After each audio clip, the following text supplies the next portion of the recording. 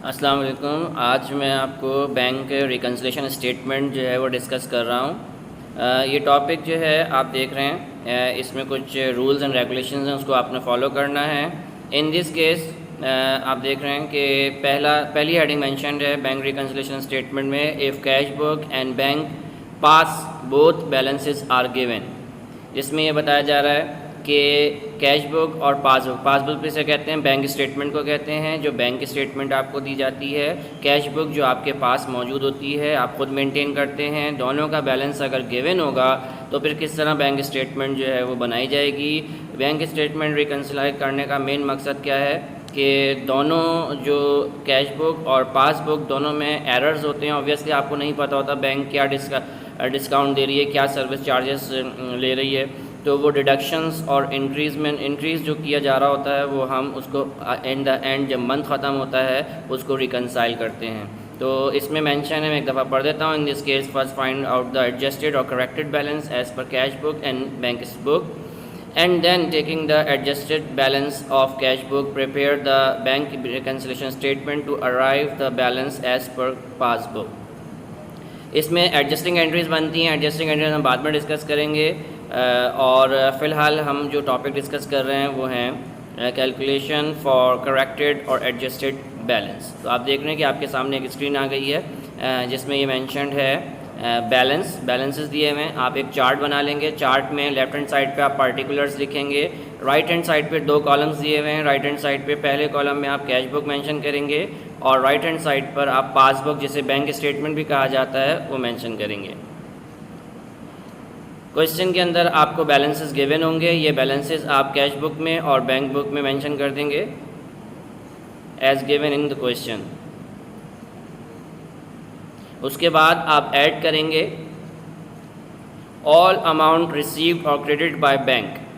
Bank ने जितने पैसे आपसे रिसीव किए हैं but not recorded in cash book. Obviously आपसे सर्विसेज चार्जेस लिए होंगे लेकिन आपको नहीं पता होगा, कुछ डिडक्शंस की होंगी, आपको नहीं पता होगा। फिर वो आप क्या करेंगे, इसको कैश बुक में ऐड कर देंगे, मेंशन कर देंगे ये पैसे हमारे डिडक्ट हुए। उसके बाद लेस करेंगे ऑल अमाउंट पेड और debit by bank but not recorded in cash book. इसी तरह कुछ अमाउंट डेबिट किए होंगे बैंक ने but not recorded in cash book. Cash book में आप रिकॉर्ड करना नहीं, आपने नहीं किया, वो आप रिकॉर्ड करेंगे, उसको लेस करेंगे।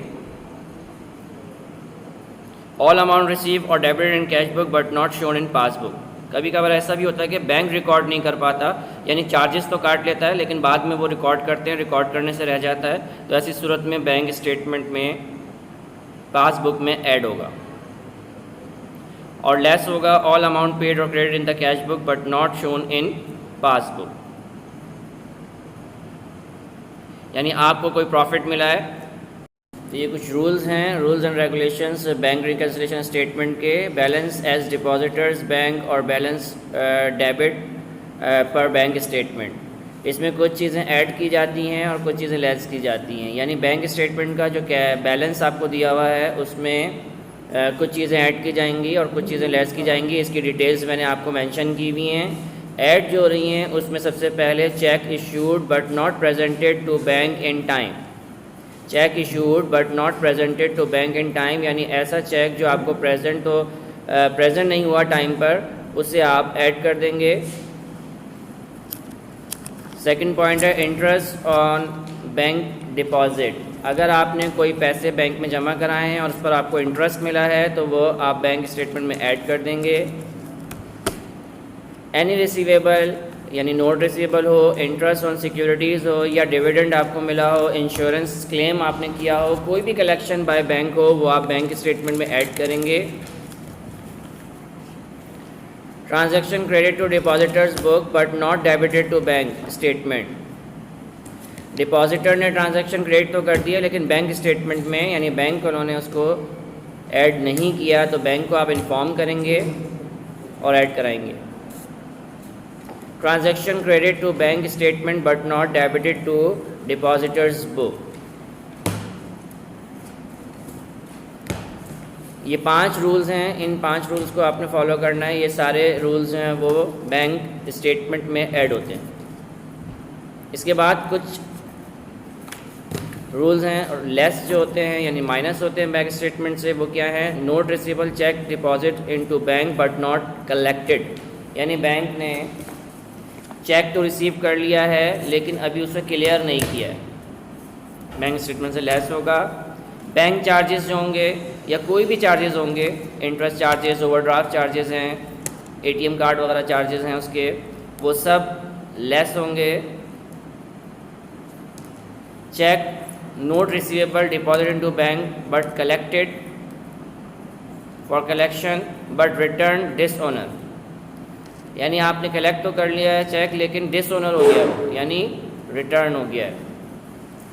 जिससे आपने रिसीव किया चेक उसके अकाउंट में पैसे मौजूद नहीं हैं, लेस होंगे बैंक स्टेटमेंट से। नोट पेबल है, एनी पेबल या प्रीमियम जो भी आपने पे किया है, paid by the bank, bank से पे कर दिया आपने, बट नॉट रिकॉर्डेड, बैंक ने उसे अभी रिकॉर्ड नहीं किया, तो वो लेस होगा। Item already debited to depositor book but not credit bank statement,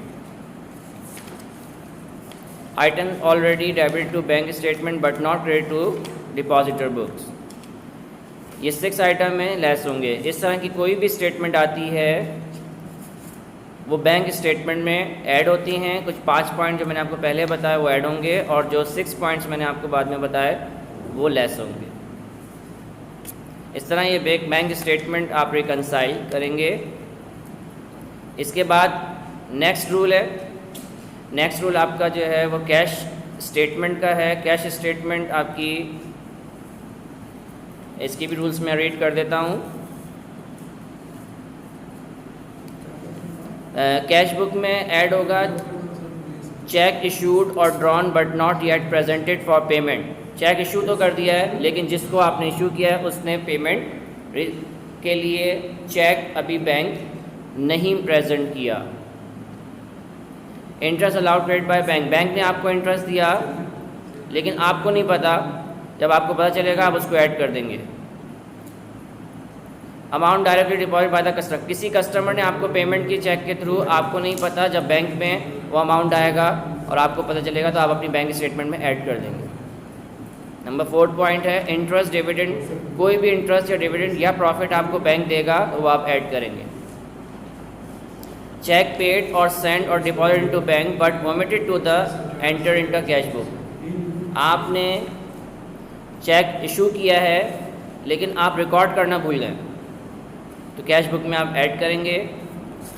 any wrong credit given by the bank in the passbook, bank ने गलती से आपके अकाउंट में कोई अमाउंट मेंशन कर दिया है वो आप कैश बुक में ऐड करेंगे।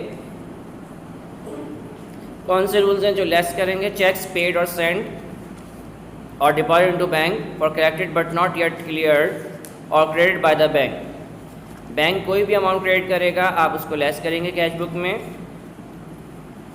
क्रेडिट से मुराद क्या है कि बैंक ने कोई चार्जेस रिसीव किए हैं तो आपके अकाउंट से ऑब्वियसली पैसे डिडक्ट होंगे, आपको नहीं पता होगा लेकिन आप बाद में उसको लेस कर देंगे। चेक पेड और सेंड और deposit into bank for collection but was dishonour by the bank, cheque pay किया है लेकिन डिसऑनर हो गया है, आप कैश बुक में से लेस करेंगे। Direct payment made by the bank, direct payment bank ने कर दिया, आपको बाद में पता चला, आपने कैश बुक में लेस करना है। Bank charges obviously bank deduct कर लेता है, आपको बाद में पता चलता है, आप उसको लेस करेंगे कैश बुक में। चेक इशूड और drawn but omitted to enter into cash book, आपने कोई पैसे विड्रॉ किए, बैंक से पैसे निकाले लेकिन ये पैसे आपने एंटर नहीं किए कैश बुक में। और लास्ट पॉइंट है any wrong debit given by the bank, अगर गलती से बैंक ने कोई आपको डेबिट अमाउंट कर दिया आपका तो वो आप कैश बुक में से लेस करेंगे। तो ये रूल्स हैं, इन रूल्स को फॉलो करते हुए हम क्वेश्चंस करेंगे और क्वेश्चन जो है वो एग्ज़ाम्स में इन्हीं वर्डिंग्स के ऊपर बेस करता हुआ आता है। आपने क्या करना है,